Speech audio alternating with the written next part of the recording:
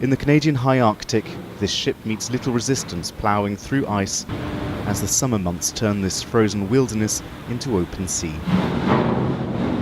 The Northwest Passage between the Pacific and the Atlantic Oceans was sought for centuries by explorers and adventurers alike. But with global warming, Arctic sea ice is vanishing at an alarming rate. There's dramatic changes in the overall extent and thickness of ice.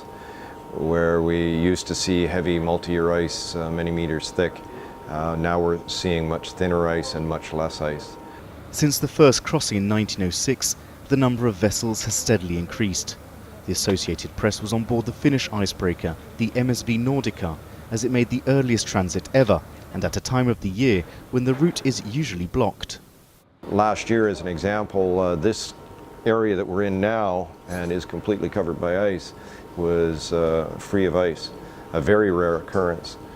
Ice melt in the summer is normal, but scientists and mariners say it's thinner now, disappearing earlier in the summer and returning later in fall.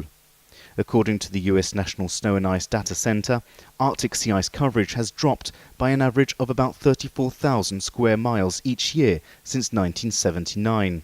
When a surface is white, it reflects radiation back to space. When that surface goes from white to dark, as occurs when you melt ice, more of that energy is absorbed locally. Locally, it's a whole ecosystem that is threatened, from plankton under the ice at the bottom of the food chain all the way to polar bears and whales. Some of these animals that are highly associated with the ice are not going to be able to adapt in a reasonable amount of time to keep up with climate change at the rate that it's happening. So it's definitely going to impact animals. It's going to impact polar bears' ability to hunt seals. Yet sea ice is just one of several alarming changes.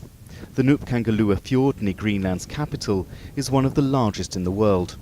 The ice sheet here has retreated nearly 3 miles in the last few years.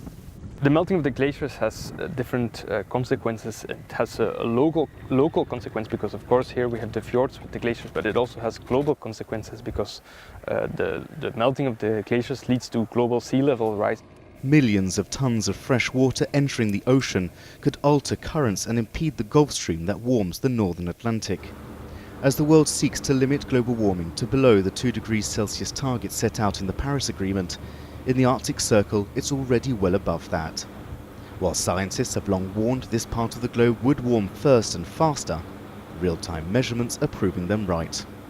David Keaton, Associated Press in Nuuk, Greenland.